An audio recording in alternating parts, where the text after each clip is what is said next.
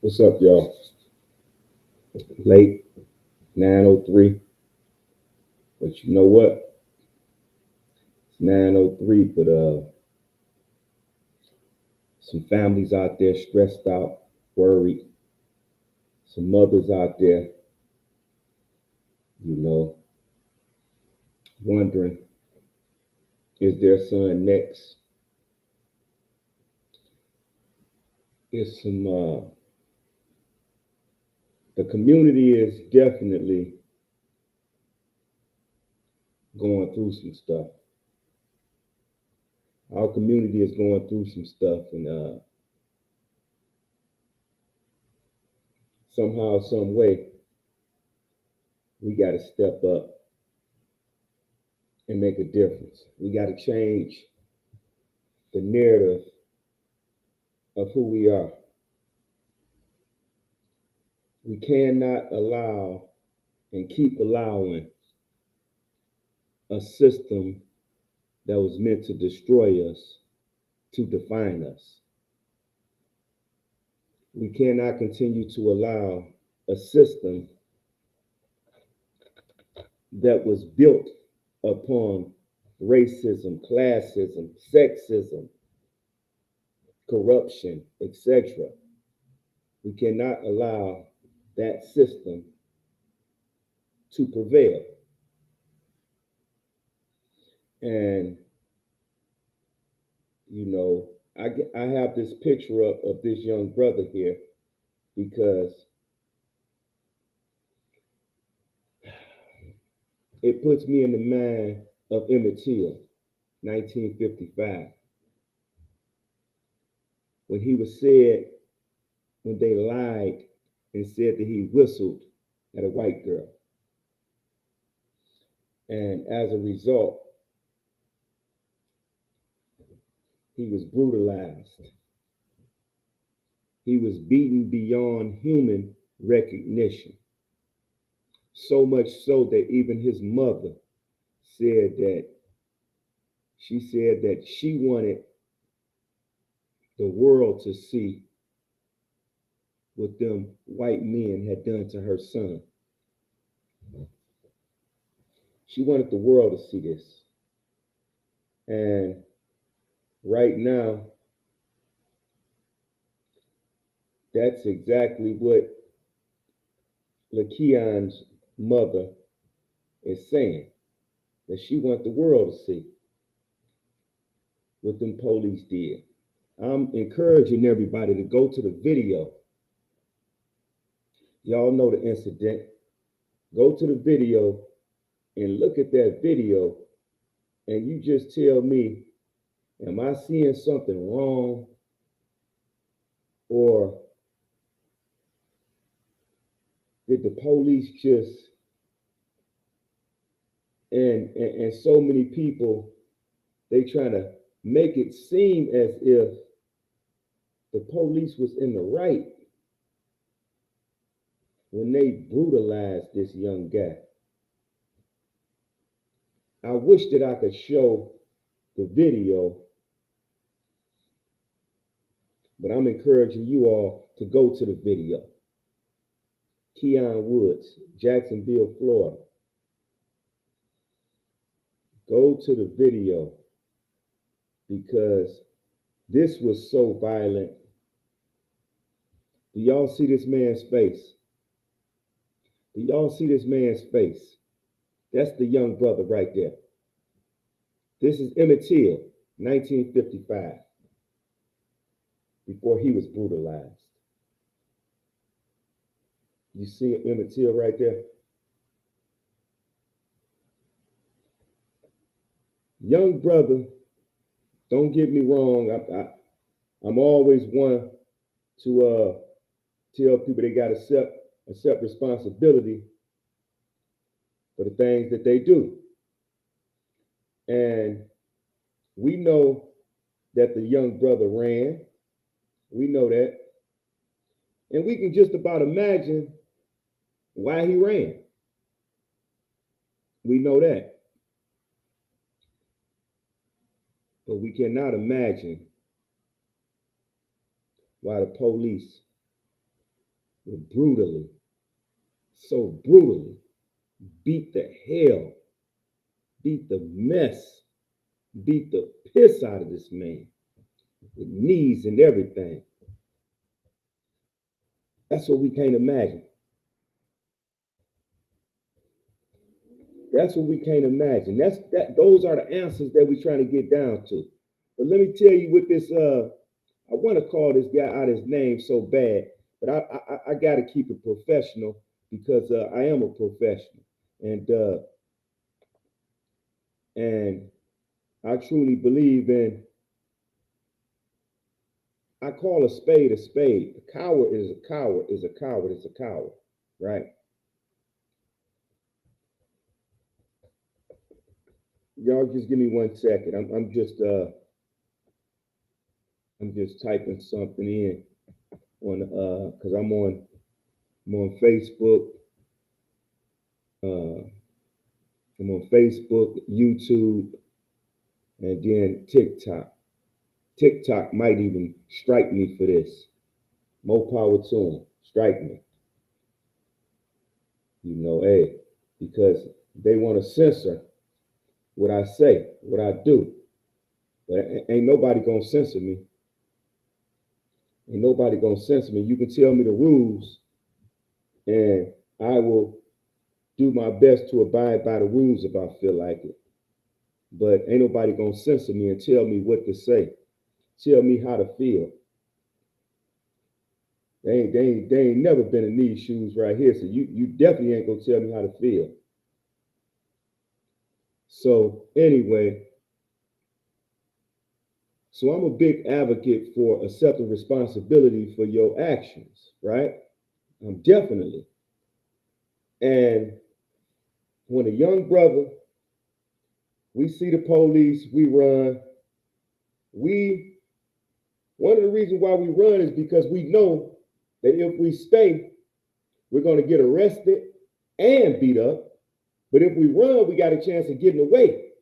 So now we can get away from the arrest and the beat down. But we also understand that if we just happen to get captured, unfortunately, we will be beat down. That's just a given. We will be beat down.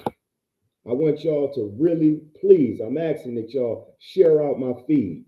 Share out this feed because it must be reviewed. It must be heard. It must be looked at.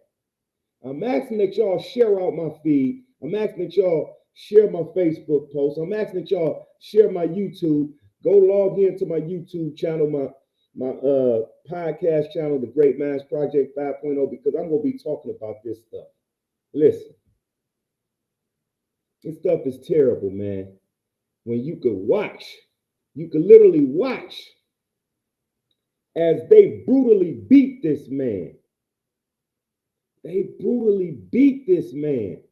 It's one thing to see the police and they shoot somebody, even if it's multiple times, because it's still from a distance. And they shooting. It's another thing to watch them just brutalize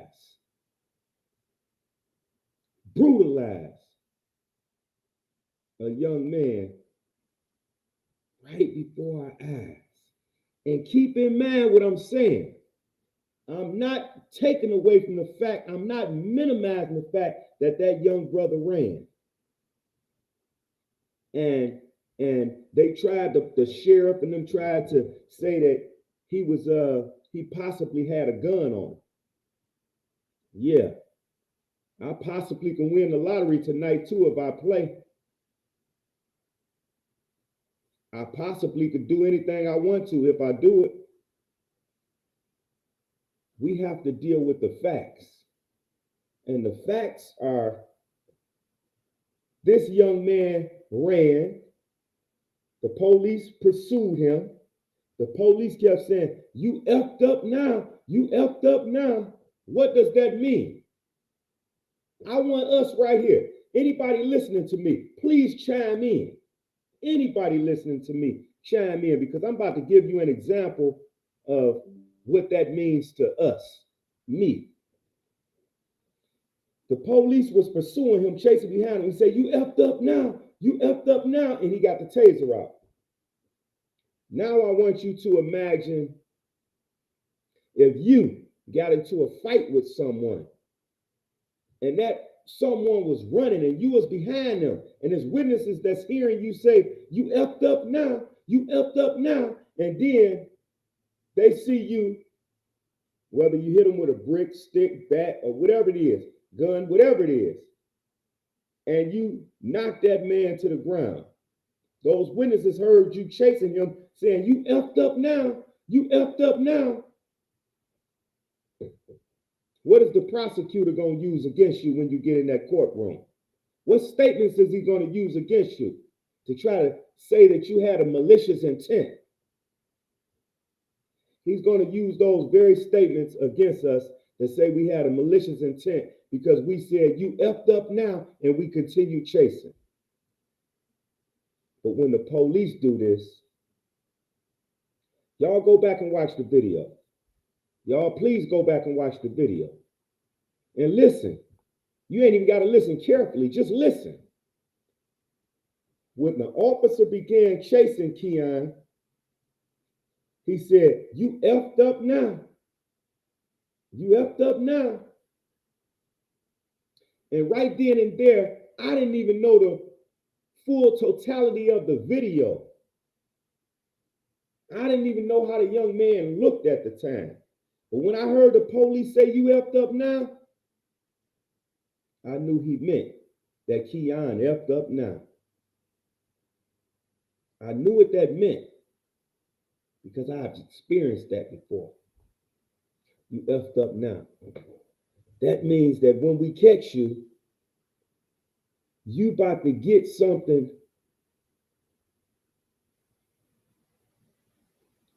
that's going to last you a lifetime. You about to get some Islam. You about to get something that's going to last you a lifetime. And so the police pursued this man. Y'all watch the video. Please watch the video. Because we need to stop looking at things and just feeling like, man, he shouldn't have ran. Man. Because on one side of our brain, we could honestly say, yeah, man, he shouldn't have ran, man. But we don't know what was going on in that young brother, man, that caused him to run. The only thing that we do know is that the police pursued behind him with a taser in his hand saying, "You effed up now. You effed up now." And then he shot the young guy. He shot Keon twice with the taser. Keon fell to the ground. Anybody who has been shot with a taser or stunned in any way, know that once you tase, your body is kind of going through convulsions at the time. You really can't move. You really don't have no real control over your extremities. You don't have no control. That's what the taser is meant to do. Destabilize you.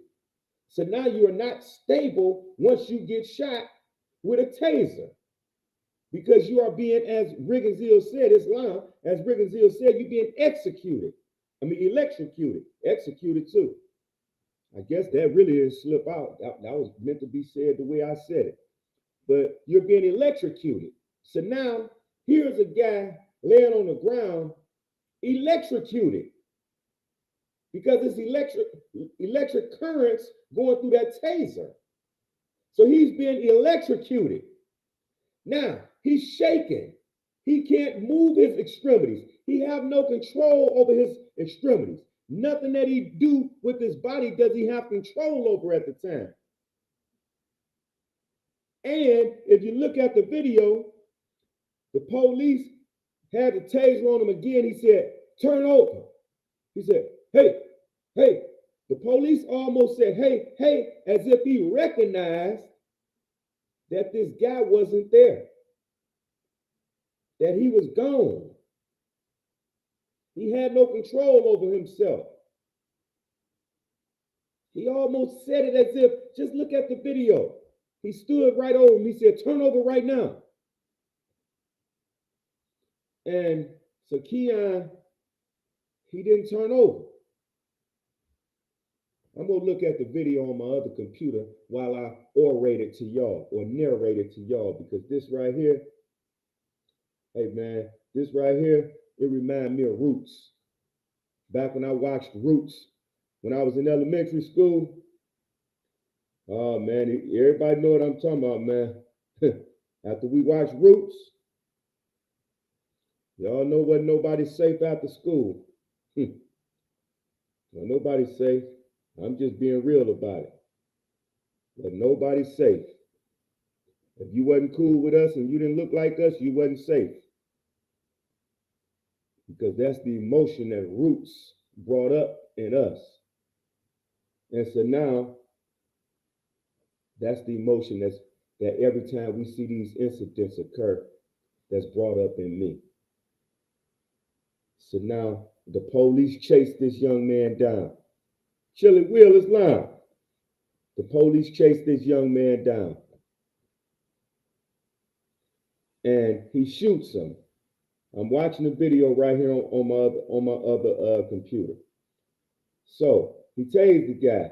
The guy's stiffing like this. He telling the guy, turn over, turn over. But the guy not. So he kind of say, hey, almost as if to say, you all right? He said, if you don't turn over, I'm going to shoot you again. So when he don't turn over, because he's stiffened up, kind of like if somebody is knocked out, they have no control over their extremities at that point. What this man do, after Keon could not turn over because he was stiffened up from the electrocution, he kicked the man in his face. I'm looking at it right here. He kicked him in his face. He said, get on your back. He said, turn over. Put your hands behind your back. And Keon couldn't do it. So right here, he kicked him in his face. Imagine being kicked in your face, even in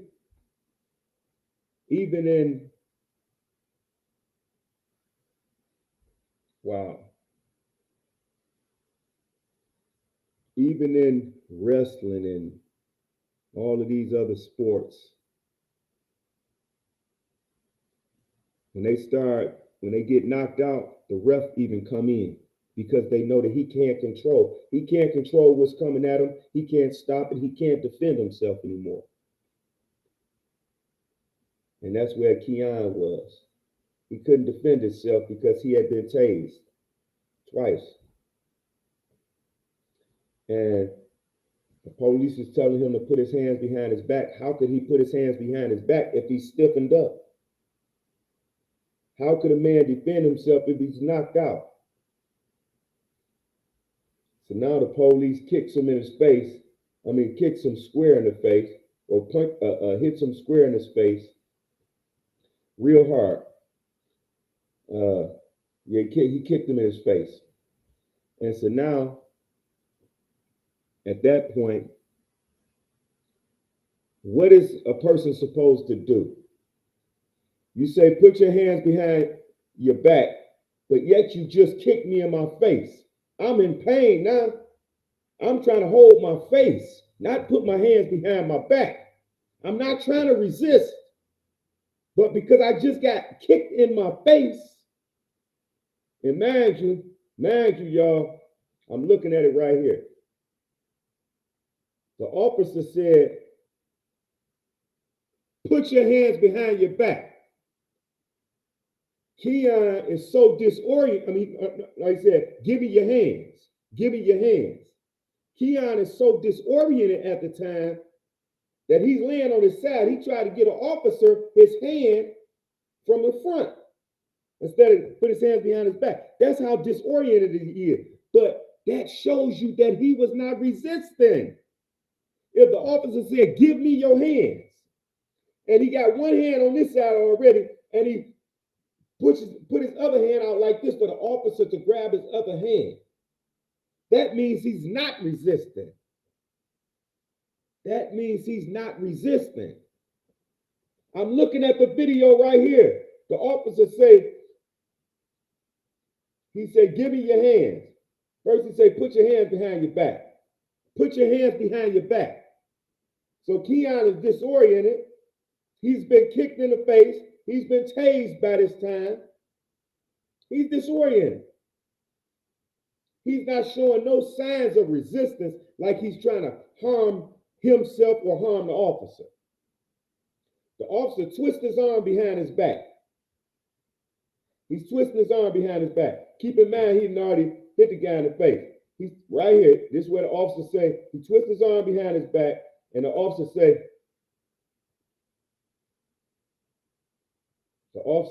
clearly say, give me your hand. Give me your hand. I'm looking at it right here. And Keon said, get it. He put his hand out there. He said, no, mother effer, behind your back. That tells you that Keon was disoriented. You just got tased twice. You got kicked in the face once. And by the way, the sheriff said that Keon received those black eyes and that swollen face as a result of when he got tased, he hit the ground face first. No, he did not. I'm looking at the evidence right here. This is after he had already hit the ground and everything. His eyes were still open wide. He was dazed. I'm looking in his eyes right here. He was dazed. He did not receive those injuries from hitting the ground. He was dazed. This is way after he had already hit the ground and he was trying to turn over and give the officer his hands. He was trying to give up. The officer said, give me your hands. He said, huh? And the officer said, no, behind your back, mother effer.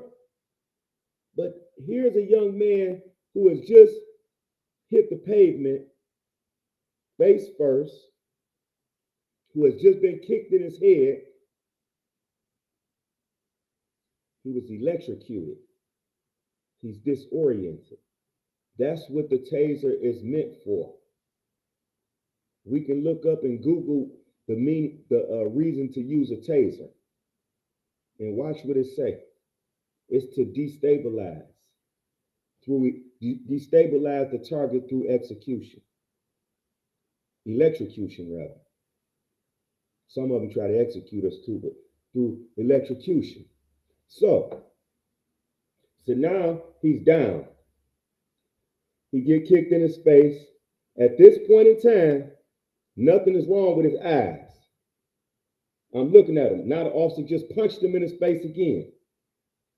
He punched him in his face again. Now you have this jigaboo who runs up and he needs him. He's laying on the ground like this. He knees him in his shoulder and head multiple times. Just keep kneeing him. Straight jigaboo. I said it. Shut me down. So now this chump, this coward officer, will need him all in his chest, need him all in his shoulders and face area. And now he's saying, now keep in mind, if you have ever had a fight, which I'm sure some of you listeners have had a fight, and with your brother, cousin, friends in school or whatever, and you getting whooped on, you trying to cover up now because this stuff hurt, right? This stuff hurt. So you trying to cover up. And so now Keon is trying to cover up because now the other officer, the jigaboo, he done ran up on him and kneeing him all in his shoulders and head area. And so now they talking about put your hands behind your back. How in the hell do you think I'm gonna put my hands behind my back and you just ran your knees all up against my head and shoulders? My hands is going where my pain is at. That's where my hands going, where my pain is at. My pain is here because this is where you just need me at. I'm not trying to resist. This is just natural reaction. If somebody slapped you in the head, you're going to be like this. You're not going to be like that. Somebody slap you in the head, you're going to be like that. That's natural reaction. That's not resistance. That's not resistance. We have to hold these people accountable. We have to stop allowing them to tell us anything and think that we just gonna listen to it and accept it. We have to stop. So now you have this officer who ran up and started kneeing him. So now they punching him in his face. So now he's punching him in his face because the guy is so disoriented. He done been knocked out, twisted up, electrocuted, kneed in his shoulders and head. Even with football helmets on, they say a helmet to helmet can cause a concussion. And a concussion is when you are disoriented, unstable. So how do you think a man feel who ain't got a helmet on, who being kneed in his head, who's being punched in his head? 5-pound boxing gloves used in a boxing ring and people get knocked out. They don't have no gloves on. It's flesh on flesh. So imagine the pain that he going through. Not trying to resist, but reacting to the pain. Again, not trying to resist, but reacting to the pain. And so now that he's reacting to his pain, this is what the officer does after this. They say, put your hands behind your back. He's responding to his pain. Now the officer go to punching him, all in his ribs area. Just keep punching him. And I'm talking about he punching him like he's trying to kill him. And he punching him. And he punching him. So how are we supposed to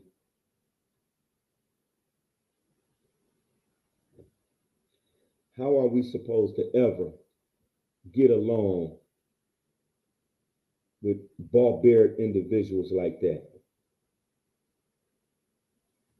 How are we ever supposed to get along? Islam, George Morgan Bay. How are we ever supposed to get along with jigaboos and foul, corrupt people wearing badges? How are we ever supposed to? And then you have this Sheriff T.K. Waters. This individual had the audacity to fix his lips to utter that the officers did not use excessive force. They acted within the purview of their job duties. That man need to be fired. That man need to be fired because it's just common sense to me. Hey, but who am I? But somebody with a great opinion. It's just common sense to me that if someone gets knocked out, they lose control of their extremities. It's just common sense to me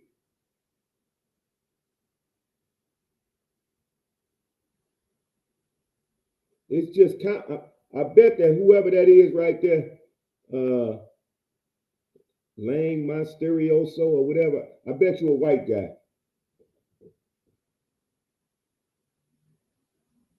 I bet you a white guy because, and I say that I'm looking at one of the comments on my TikTok.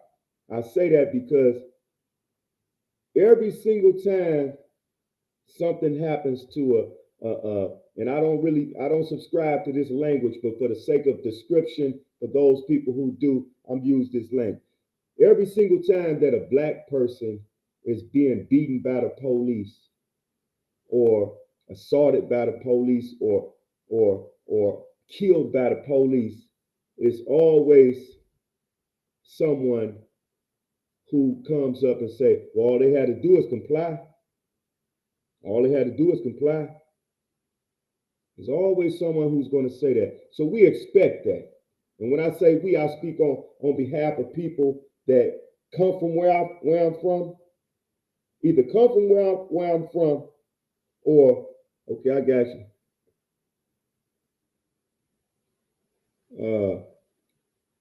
So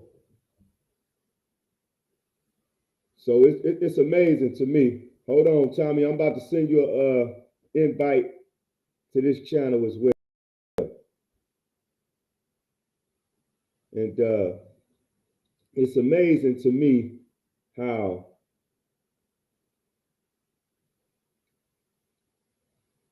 you are always. I knew you as a white guy, a white girl, white guy. You probably, I don't know. Anyway, sometimes. Can you hear me? Yeah, I can hear you loud and clear. Sometimes you hold up. A lot. Hold up. I got this guy named Angelo Mysterioso. Angelo Mysterioso. Yeah, that's something like that. He said all the guy had to do is comply. And well, see, that goes back to our discussions and so many times because so many individuals have been indoctrinated to believe the police and what they say. So this is why police are trained while they're on the video to say, stop resisting. That's right. Stop resisting. Stop moving. They're trained to say that so that any individual that's standing around hears that. The first thing that person's going to say is, well, why is he resisting? The cop's saying that he's resisting, so why is he resisting? See, you know, and that's amazing to me because people don't even see that. I'm trying to send you an invite to the other channel that I got going. I'm gonna try to send it to, what is it, Coming Home Coalition? Yeah, Coming Home Coalition. Because I don't want to be talking to you here, but they can't hear you over here. Yeah. So I'm about to try. I'm dealing with an issue here, man. I mean, I got called from the probation officer from a different county that called me, right? I just got back just now. I got called from a probation officer from a different county that called me and said, Thomas, we don't know what to do. We need help. We have an individual here who's 21 years old and on house arrest and is homeless, has nowhere to go. And listen, D, I give this woman so much praise, man, because I've never heard a probation officer go to the extent that this probation officer has gone for this kid. Because it's like she said, I've been on this case for a week and a half trying to find him housing. He can't go to his mom's. His dad don't want nothing to do with him. She's called every one of his family members. None of them want him there. He's a 21-year-old kid who got 2 years house arrest for carrying a concealed weapon because he's in the hood. Yeah. You know what I mean? So they called me and they're like, what can you do? I'm like, man, listen, I can probably maybe get him into some housing. So I called a couple people and I'm able to get him into housing tomorrow, but he had nowhere to go tonight. So I had to go drive an hour and a half to go get this kid. I have no idea who he is. I have no idea who I'm picking up. You know what I mean? But I pick this kid up. We come back here. I throw an air mattress up, set him up there in a room, and he's in there passed out. You know what I mean? And he's a good kid. I get it. He's a good kid. I just put it. I'm gonna put a TikTok out on it. But I saw that you were live, and I wanted to jump on. But at the end of the day, you know what it is, homie? His dad don't want nothing to do with him. Yeah. You know what I mean? And when I was talking to him about that, he's like, man, I be calling that sucker, and he don't ever call me back, and you know, he don't want nothing to do with me. And I could hear the anger in his voice. Wow. Over this here, man, and it broke my heart. And he instantly gravitated to me. He saw what I'm doing here. He's asking me questions about this, and homie, like this is a 21-year-old kid. I took him to dinner. He's never even ate at a Mexican restaurant. He didn't even know what refried beans were. What the hell, man? I'm about to all the difference. You know what I mean? That should be breaking my heart about how uneducated our children are. Oh yeah, man. Look, don't I know? Don't I know? Dude said that's probably a lie. You always got to prove these haters wrong. Look, let me show you something. Hold up. I hope you hear Daniel Jones. Daniel Jones. See, these guys never cease to amaze me because one thing, when you have been through some of the trials and tribulations that we've been through, we understand that these individuals really don't know what the hell they're talking about. You know, some of them just talk because they got a mouth on their face. And this De'Eric right here. So this De'Eric that I'm telling you about, right? This is my co-host right here, De'Eric, that I be going live with Thursday nights. The one that I told you been incarcerated for 30 years and got out under the juvenile thing. Absolutely. All right, man. I ain't gonna bother you no more. So, you know, I mean, the thing of it is that you have these individuals who hate. And the reason why they hate, because they know that they're not doing nothing about any of these problems. Right. They know they don't want to contribute. They know that they don't want to help. And when they see other people doing that, and then we might get some hearts, we might get some, hey, we love what you guys are doing, and they hate that. They hate that, and it drives them crazy. And you know what? I don't care about none of that because at the end of the day, the type of stuff that we see and go through on a daily basis and deal with amongst brothers and sisters on an everyday basis, it's traumatizing.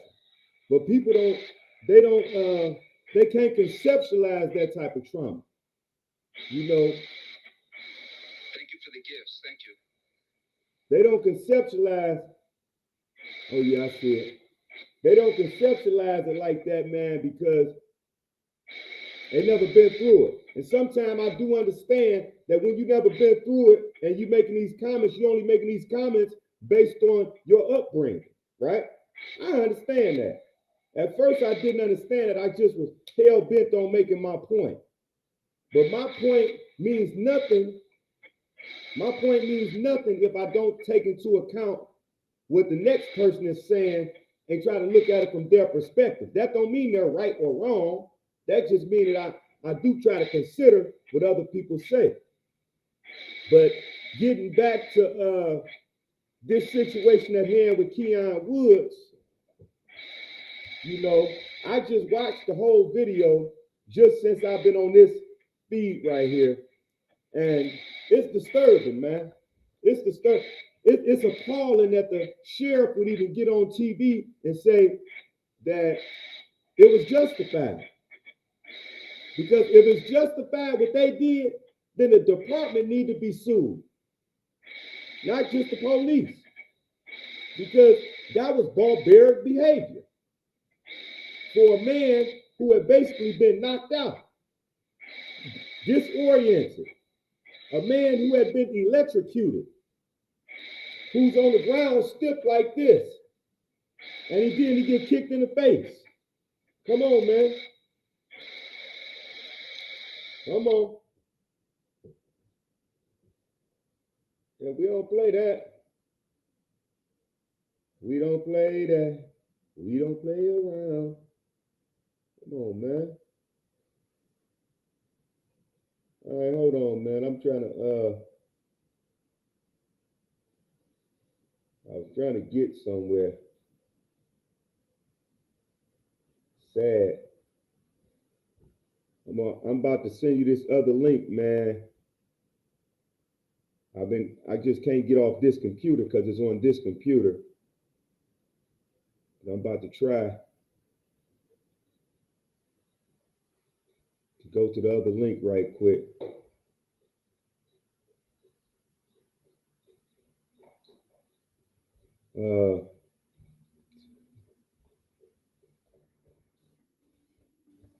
You hear me? Pressures that are on people to understand why we do the things that we do and make the decisions that we make when we're under the pressures that we're under. They don't look at it like that though. See, and that's why it is important that we always, it's always important that we look at things from other people's perspective. Man, that's so important that I understand. You got a lot of noise in your background. Yeah, I do, man. That's my AC unit, man. Oh. I'm sitting here right here by my AC unit. Anytime I go to talking, it kicks on. You know, I'm down here in Florida. You're up in there in that cool weather right now. Yeah. I'm still down here in this heat. All right, what is your email? ComingHomeCoalition@gmail.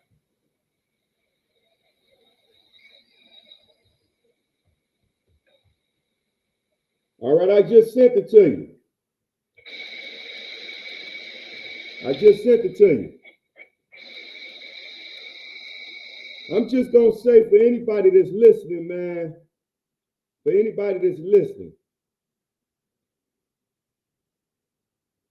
he said Democrats create the problem, then blame the Republicans. Now Biden wants to build the wall. Man, I don't care about if it's a Democrat, Republican, independent, socialist, activist, or whatever they want to be. Corruption knows no boundaries. Corruption is not centered on somebody's ethnic background, democratic background, political background, anything like that. Corruption is corruption. So when I'm talking on my podcast or on Facebook Live, I'm tackling corruption wherever it's at. I don't care if it's in a so-called black household, so-called white household, Asian, the police department, the church. I don't care where it's at. You know, I'm not gonna pull no punches with none of them. Did you get that? You get that? I didn't get it, man. Wow. Make sure you spell it right. All right, let me check it again. I know it's a long email. Coming Home Coalition.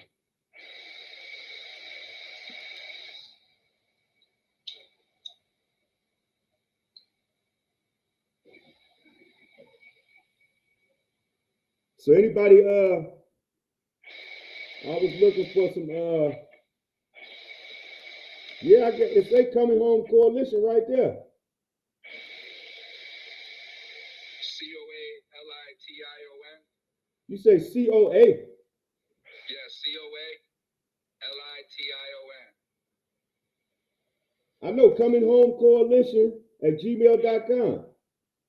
Yes, sir. Look in your spam. Because I got it right here. Yep, it got your logo and everything on it. It's coming from the Great Minds Project 5.0. And so,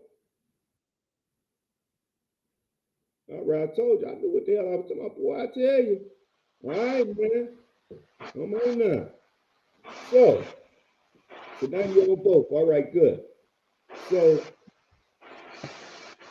So one thing that I had to grow up and learn and understand is that everybody don't think like me. And there's nothing wrong with that. Because people's opinions and decisions are informed by their upbringing or their social surroundings, right? So when I hear someone say something like, all they had to do is comply, that tells me that they haven't been down the same roads I've been down. They haven't encountered the same situation that I've encountered. That's what that tells me. That don't tell me that they are wrong in how they think. That don't tell me that. Because I can't be wrong in how I think if this is the only way I ever knew how to think. Now, you may end up telling me and teaching me differently later on, but at this moment in my life, I can only tell you how I feel about what's going on right now based on what I've been told is hurtful or painful. You froze up over here. Because I can't Be on both. see. Yeah, can you hear me? Yeah. I think. Hey, Morgan Bay, let me know if you can hear him speaking. Morgan, Chili, Riggin. Let me know if you can hear my man Tommy speaking. And so, you know, I had been sitting on this. I had wanted to go live and talk about this for 3-4 days, man. And I just sat on it, man. And I kept telling myself, I said, no. I said, I'm gonna leave it alone. I said, it's not the right time for me right now. He said, don't pretend he was an innocent black man who only got pulled over for not wearing a seatbelt. Who said something like that? Hey man, listen. It's just like this kid said, he got pulled over because they said that the tent was too dark. Yeah, the one guy got pulled over. They end up searching the car and all of this stuff because the tent is too dark. And then the one black guy got pulled over because he had an air freshener in the car. Hanging out the window. Come on, man. Come on, man. This is real That's stuff. what it is that it gets to the point to where they find the most smallest, tedious things to pull you over for. Yeah. Right. And it's like we have to be conscious of we have to overlook our car in every aspect to make sure that there's nothing that this cop can pull us over for. And that's real because I remember when I was in prison, me and my friend, we used to joke, but we was for real saying it. We say, man, look, we get out, man, we got to make sure we check the car. If homeboy about to get in the car, we got to make sure he ain't get in with nothing, or we got to, and when he get out, we got to make sure he ain't leave nothing, and we got to check the license plate, the light on the license plate. Do they do that down in Florida? Yeah. Yeah, so you got to have a light on your license plate so they can read it. Hey, man, it's just so many things. But again, they only implement all of those laws and policies and rules and infractions in one central area. They don't use that everywhere. I know this for a fact because where I live at right now, you rarely see the police at all. At all. I'm talking about. It's you know, I want to play a little devil's advocate because I know and I understand that they have an egregious, hard job themselves. And it's understanding that the pressure that's on them to make these busts that's coming from these prosecutors, that's coming from these district attorneys, to make these busts, to get these people off the street. And what ends up happening is that these cops they end up getting into a judgmental state because day in and day out, they're going into the same community, arresting the same people, and it just becomes a habit for them. So when they see, like down here in the South, what's big is dreadlocks and gold teeth, locks and gold teeth. Right. So now whenever a cop sees locks and gold teeth, he automatically, sees them as a drug dealer or a criminal of some sort. Right. right? So he's going up, they're questioning them, they want to, pat them down, they want to search them. A lot of individuals, like this kid don't know his rights. He don't know that he can't tell this cop no. So he's going to do like what the cop tells him to do. So when the cop pulls him over because the tent is too dark, but now the cop wants to search the car, well, guess what? They're going to let them search the car. And then the cops are just going to say, well, they gave us consent. Yep. So, but I just experienced so much stuff with the police, man. And just understanding that they looking for something. After I got out of prison and talked to a lot of people, we always say, make sure that you eliminate all excuses that they could use to pull you over, all of them. And I had a police just recently, this had to be like a few days ago, follow me for a mile, right? Just waiting on me to do something, and I'm laughing. But at the same time, I had just come back from Lansing at some criminal justice reform type stuff. So I'm laying on it.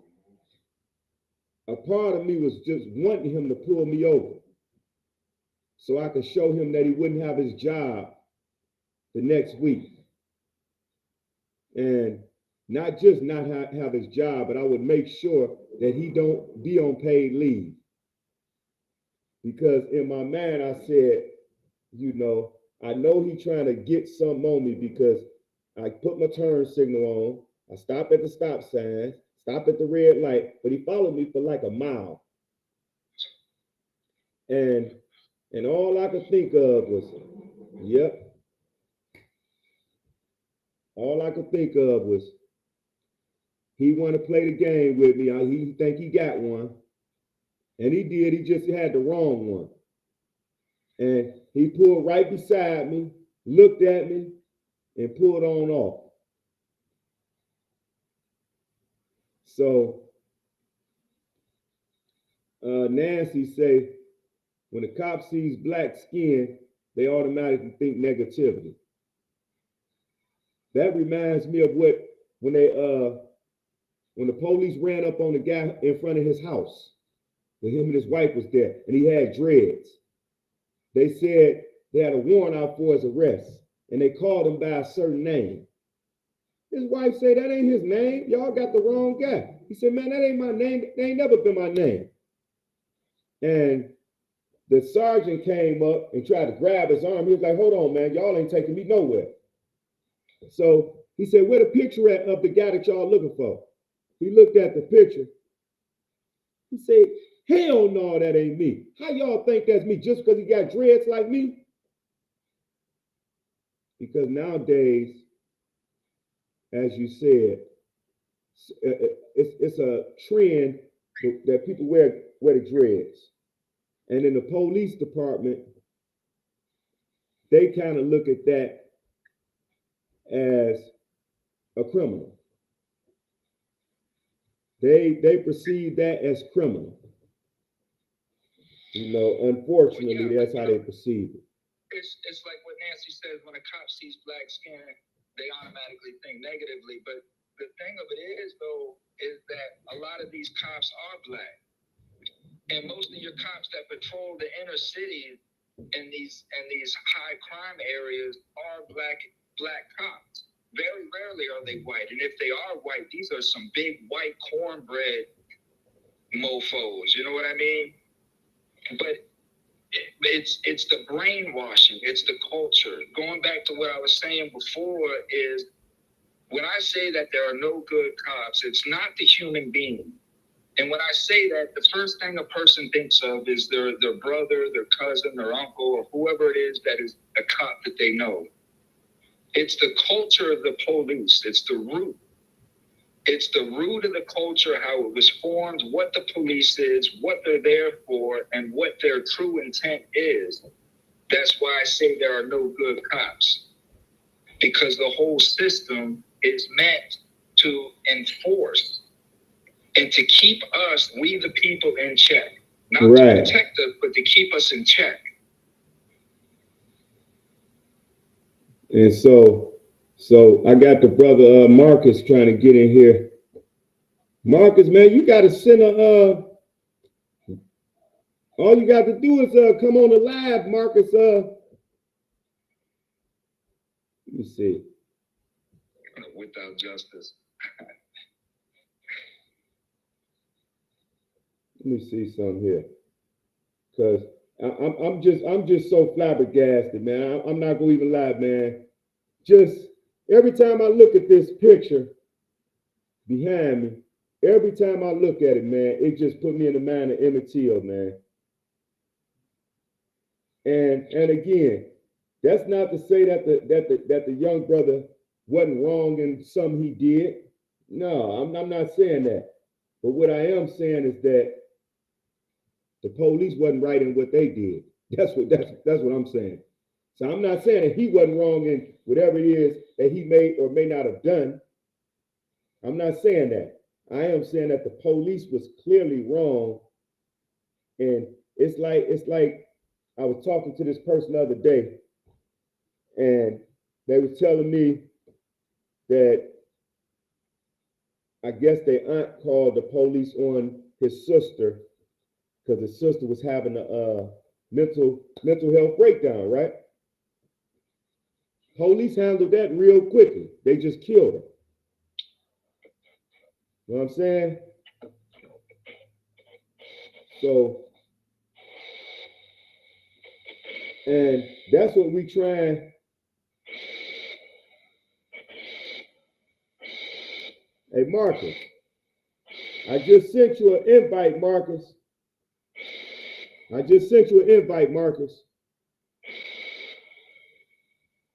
So look at your email up under the Great Minds Project 5.0. And so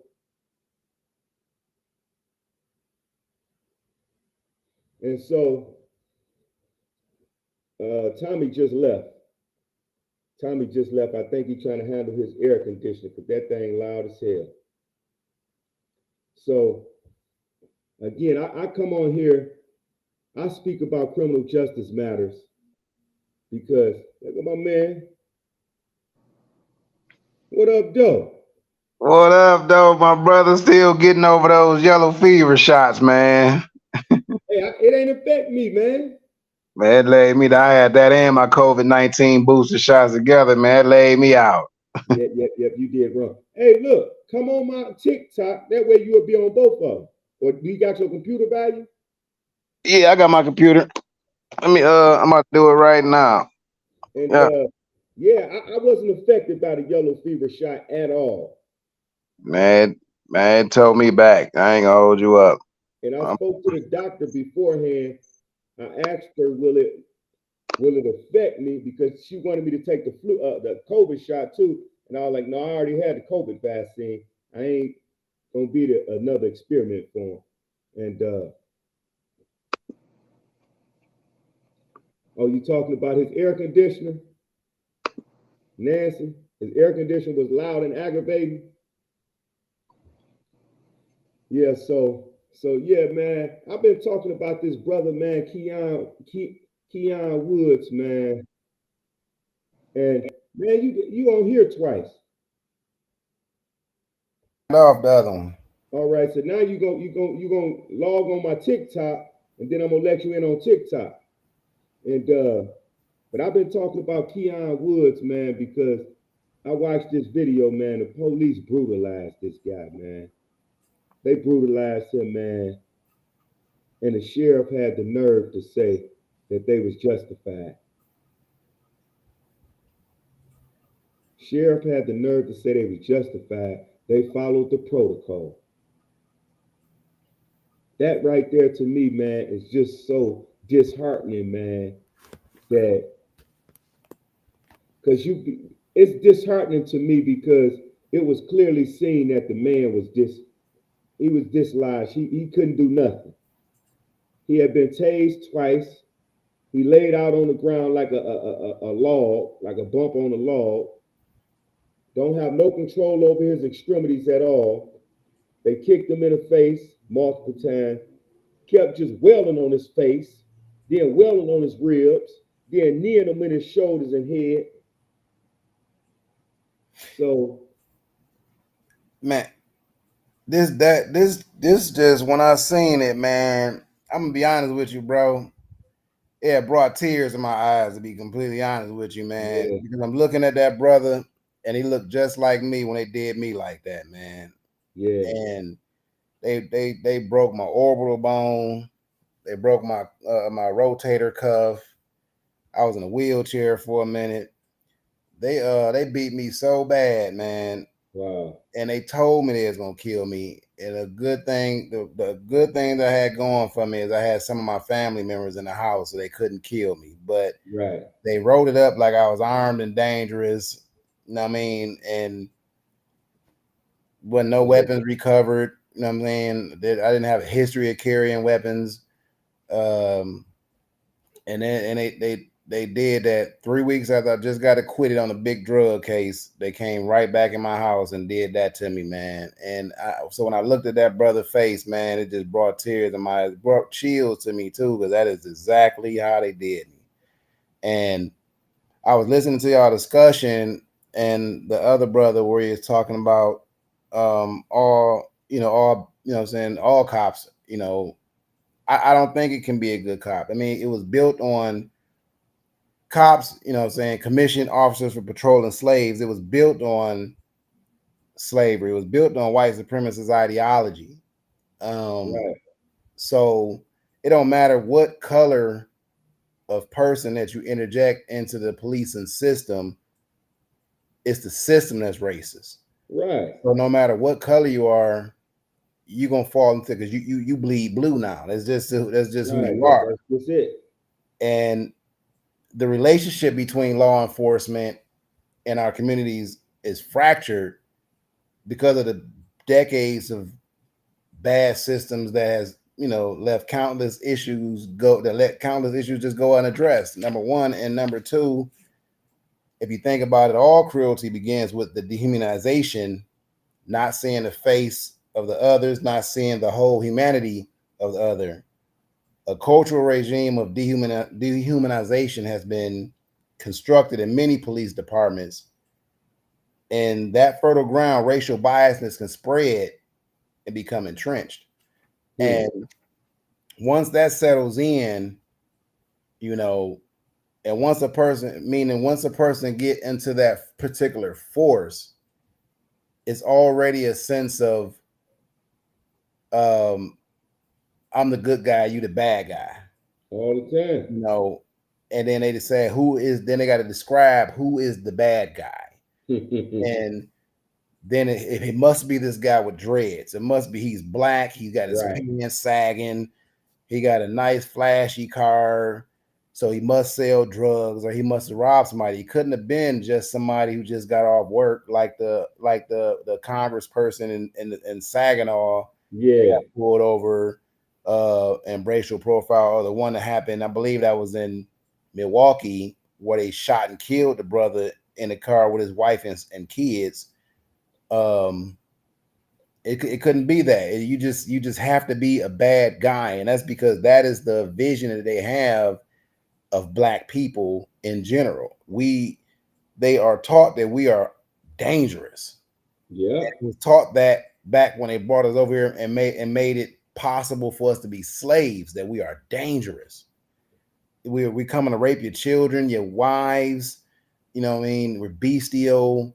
Nowadays they turned those different sayings into criminal. Now he's criminal. He's a predator. He's a criminal. It used to be he's a nigger, jigaboo, bestial. But through innovation, they just changed the language and hey, he's a criminal. And just the word criminal attached to you was enough to dehumanize you and treat us the way that they actually do. And the disgusting part about it, the part that actually baffles me a lot about it, is all the funding that's supposed to be going towards our communities for social workers and schools and stuff and mental health. They give it to the police departments and the prisons, and say it's for sensitivity training. And you know, and the thing about sensitivity training is, if you ask, I read a book, it was a black judge, and they asked him about racism in the Supreme Court. And what he said was, it ain't the institutions, because some of these people been, you know, went to some of the most prestigious schools. Yeah, they did. Moral compass. That's what it is. The moral compass that is at question. What was your reasoning for wanting to get on the force to detain you? Because people get on the force and those different biasness come out, you're still human.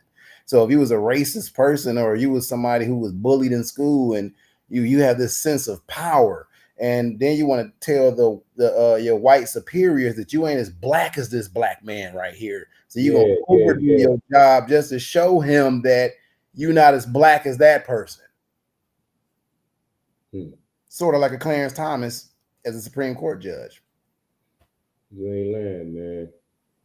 So because the thing is, it's like when I watched the black guy rush over there, and he began to knee the little brother Keon in his shoulders and head. And then I watched him, he was punching him in his face. Then I watched him, one of was hitting him in the side. And I'm like, wow, they are very messed up, man. I mean, when I think of how brainwashed and indoctrinated with self-hatred they are, they got a term which is called reverse racism, right? That means you hate people that look like you.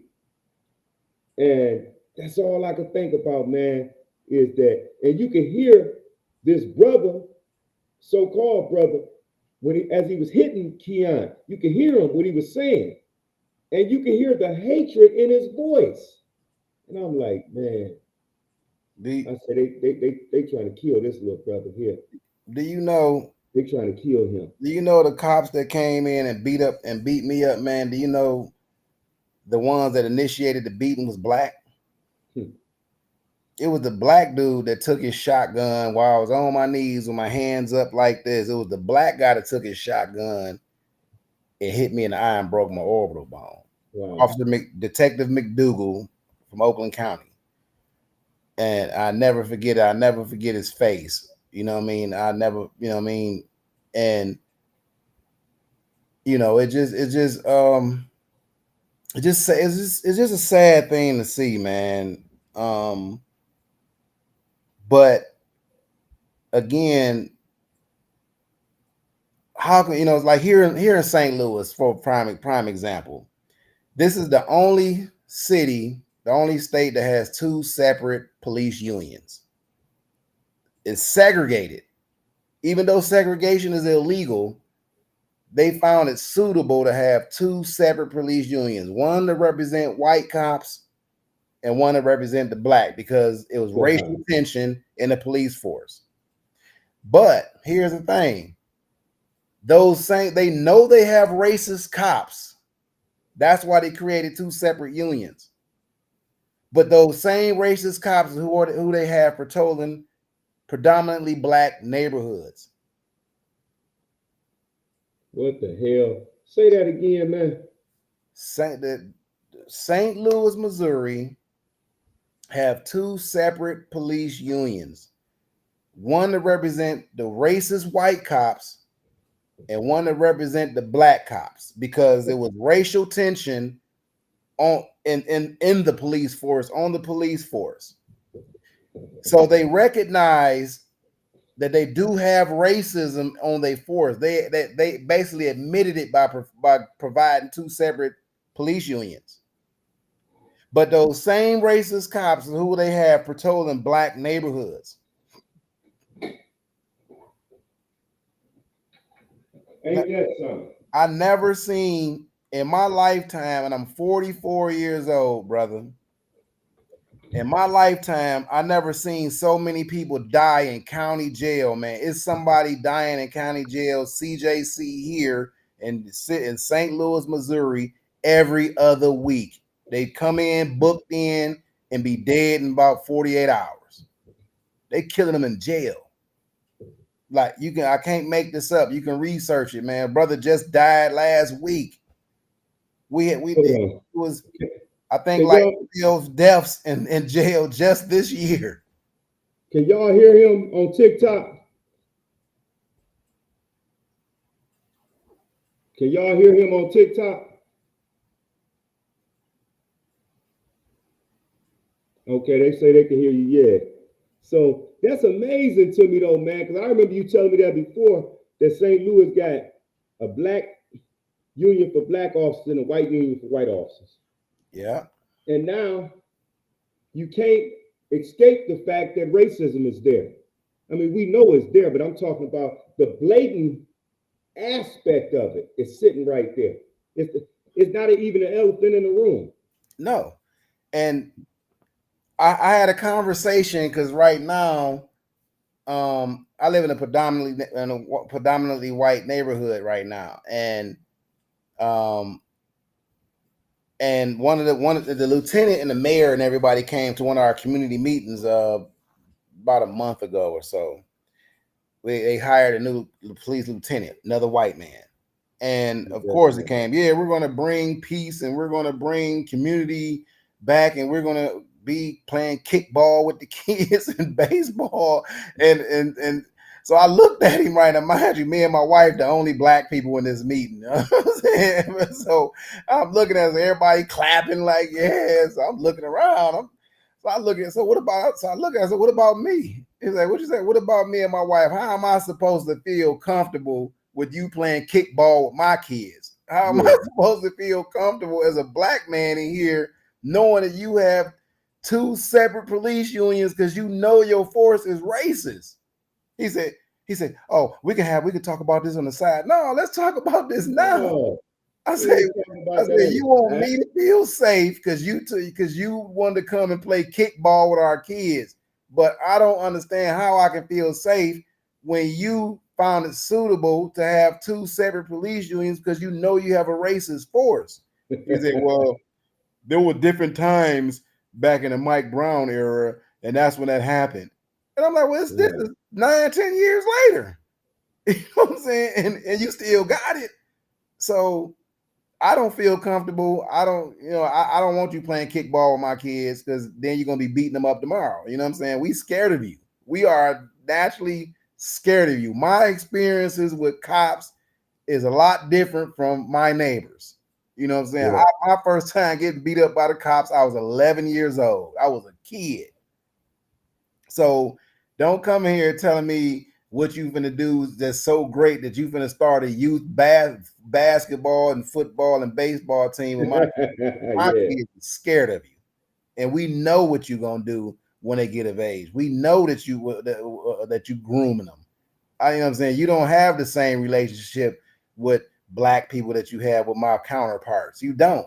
And we're not even gonna sit here, and I'm not gonna sit here and act like I believe you because I don't believe you. You know what I mean? Right. I told him that. I'm like, you better come here lying, but yeah, man, it's two separate police forces here, brother. Google it. I can't make it up. And see, that's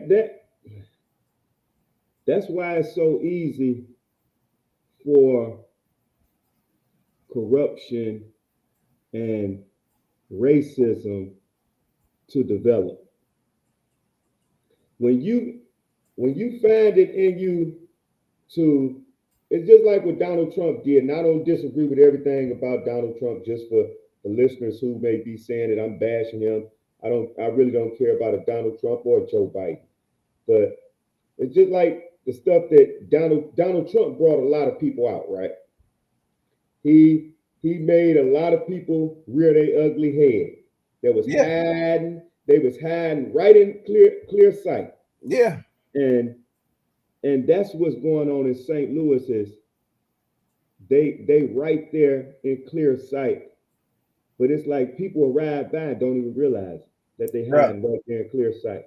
Brother, to what you just said, to add to what you just said, this is the state that the racist Supreme Court ruling in the Dred Scott case that said that we are only 3/5 of a person derived here. That racist Supreme Court ruling has never been overturned. It's still law today. and you can't even get these guys to even talk about it. Ain't that something? So I sent you the wrong link. No, you supposed to be tapping in on TikTok. Oh shit, I ain't got no TikTok account. Oh, I thought you was on TikTok before with it. Man, I couldn't get on there, remember? Oh yeah. I mean, Booker T friend tried to help me get on it. It didn't work out. So Yeah. Yeah, so I just been 45 told cops last week to shoot shoplifters. Oh yeah. I seen that. That's gonna be one of my subjects too, where Donald Trump did that speech, and he said the way to stop shoplifters is when you catch them shoplifting, shoot them.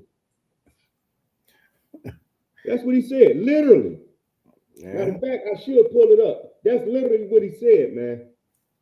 I believe it. Don't get me wrong. I believe it. To stop shoplifters is to shoot them. I believe it, man. So now they say the buck stops at the top, right? Here you have a guy, Joe Biden, who was one of the main characters in the 1994 Predator bill, the predator criminal, super criminal, whatever, that sending kids to prison. The super predator bill. Yeah. And signed by Bill Clinton. And drafted up by Hillary. Yeah. And so here he is. And this is where the buck stop at, because if a person like Donald Trump can say, I can stand in the middle of Times Square and shoot somebody and nothing will happen to me. And then he just turned around and say the Mexicans are rapists and killers and all of that. And then he turned around and say, yeah, I could do this and that to the women. When you got money, you can do that. And then he get caught up in all the Russia stuff. And then he get caught up in all this other stuff. And all his people get indicted. And now we tell people that to stop shoplifters, all you got to do is shoot them. That's because he assumed that all shoplifters is black. Bingo. So that's what he's assuming. And that right there is what allows these officers to do what they did to Keon and feel like they can get away with it. Mike Brown, all he wanted was a candy bar. Tamir Rice, Ayanna Jones, Freddie Gray. You know, there's so many of them that my man Castile. It's just so many of them, man, to where even some white people be like, and they're gonna let him get away with that? Some racist white people be like that. They be like, damn, I didn't think he was gonna get away with that one. Yeah.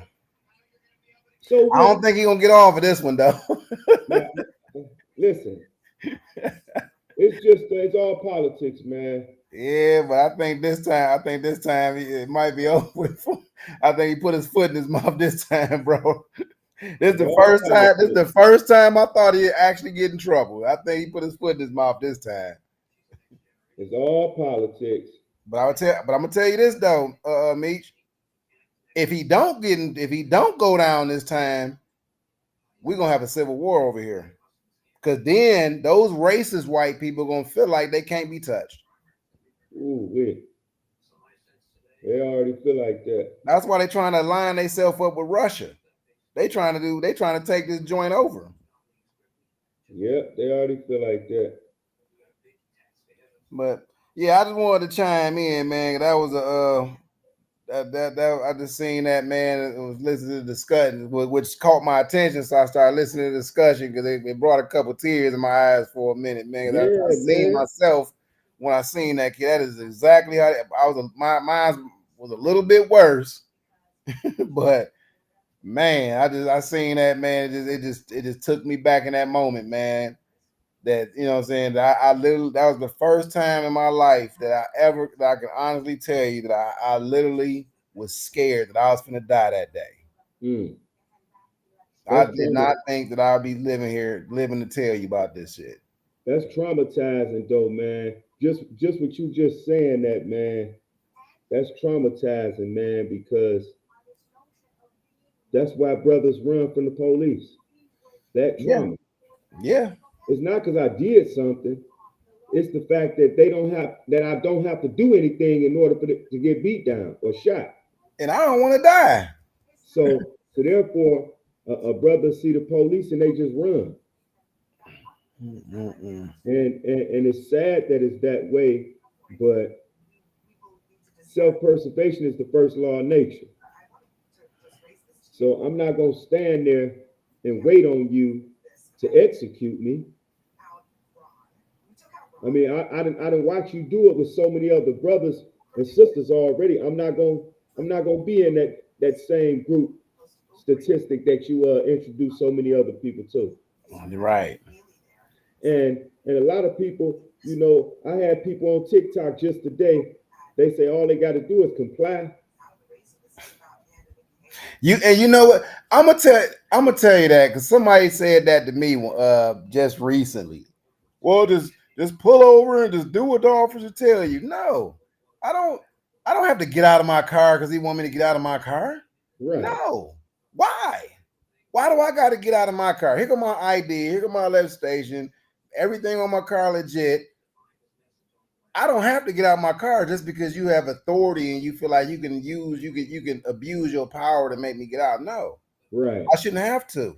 But you want to spark that particular fear to come over and flex your weight and say, "Hey, nigga, stay in your place. Yeah. This what it is, and this is what you gonna get out of that car. I'm gonna shoot and kill you, or you gonna get what you got coming." I'd heard cops say that before. You know what I'm saying? I'm like, and so people are just make sure you just follow. No, I got rights. You know what I'm saying? I'm even though they don't want to believe that, they don't want to accept it. You know, following that Dred Scott ruling and say that they don't have to respect anything about a black man because they're only 3/5 of a person. I know Right. that's how you think because you following that particular ruling. Right. But at the end of the day, no. You know, when they was looking for me for the case that I went to prison for that I didn't even do, had nothing to do with, don't even know who did it or why they did it. When they was looking for me for that case, they told neighbors in the neighborhood, everybody knew me. They said, tell Demetrius that we're gonna get him by any means. That's what that by any means is what the words that everybody kept coming back to me saying. They said, man, the police just left, they raided our house, they raided her house, they raided his house. Man, they say they looking for you, man, and they gonna get you by any means. And listen, that's what they did, man. They framed me. They framed me with murder. They made people say it was me. They made so many people say it was me that I thought it was me. I'm about to show you something real quick. You could probably see it on there too, man. I just helped a brother out today, man. They Oakland County hit him up. They forged the judge's signature on it. They literally forged the judge's signature to get a search warrant, locked him up. I told him to hire a handwriting specialist. I don't know if you can see it. If not, I'm gonna have to text it to you. Can you see that good? I can see it. Yeah. Kind of find out it wasn't even the judge handwriting. Wow. This the handwriting specialist right here saying, let him know that it's not the judge's handwriting. See, that's the art of corruption, man. Yeah. And that's what we fighting against right now. We fighting against corruption at the highest level, man.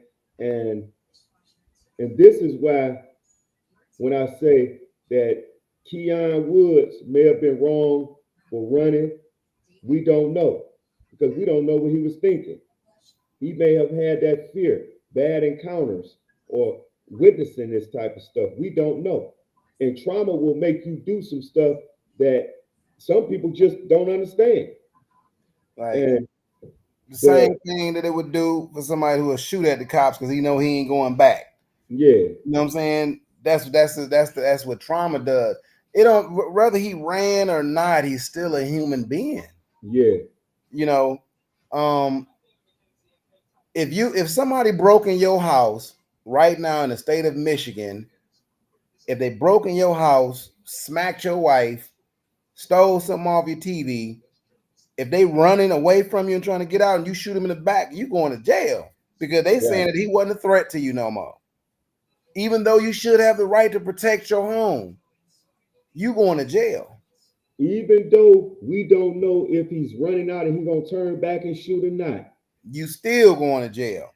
But if a cop do it, it's okay. Oh man, I was nervous. I had a breakdown. I was scared. I thought he was going for a weapon. That's all they got to say. I thought he was going for a weapon. It was a cell phone. Okay, I thought it was a gun. We it was got a more pack of cigarettes. reason. I thought it was a bazooka. We have more reason to fear one another than the police have to fear us. Right. We have so many reasons. So we should easily be justified in our response to match violence with violence, or however we have to defend ourselves.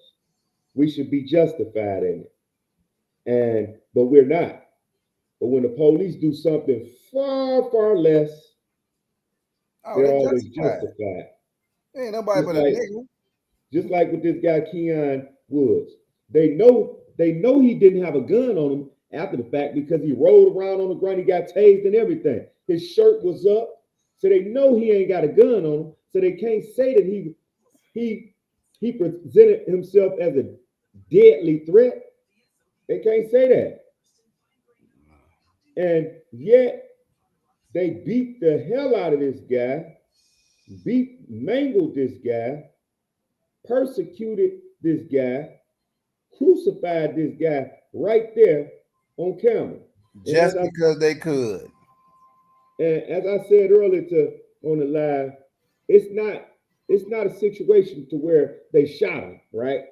Yeah. Because they usually shooting at a distance. No, this was all up close and personal stuff that we was witnessing. And there comes a time when we got to step up and say, hell no. I don't care if that's the police policy or not. If that's the police policy, you all need to be sued. Because that's barbaric behavior. That's gang behavior. That's really gang behavior that they display on that video with Keon Woods. I mean, but that's what they are. They're gang members. That's a gang member. They call themselves the gang squad, right? Mm-hmm. They gang members. You know, they can't get around that, man. But listen. Got something on this calendar. Yeah, man. I'm about to get ready to sign out, man. I was just tapping in with you, young brother. Yeah, I'm about to peel out of here too, man. It's going on 10:30, man. You know, I'm about to go and tap on out too. Man, you got to catch up with me, man. You can't, you know what I'm saying? You can't be leaving your brother on stuck, man. Yeah, I've been dealing with a lot of stuff for real. Yeah. But guess what, man? You still got your big homie over here, man. I've been going through it. I ain't gonna lie to you. I texted you earlier. I texted you yesterday to let you know that somebody that knew Booker T said he was trying to get in contact with you, man. And I told him I'll get in touch with you for him. Yeah, I probably seen it. I don't know, man. Yesterday, I haven't even been out the house today. Well, it don't matter. They hitchhiked somewhere else. Now I don't know if they still hiding from him, but you know, the next time I'll probably bring him on the show, man. Let him go ahead and vent. Yeah, as long as he willing to follow the structure, because I'm gonna have some structure. All right, young brother, you take it easy, man. All right, man. Peace.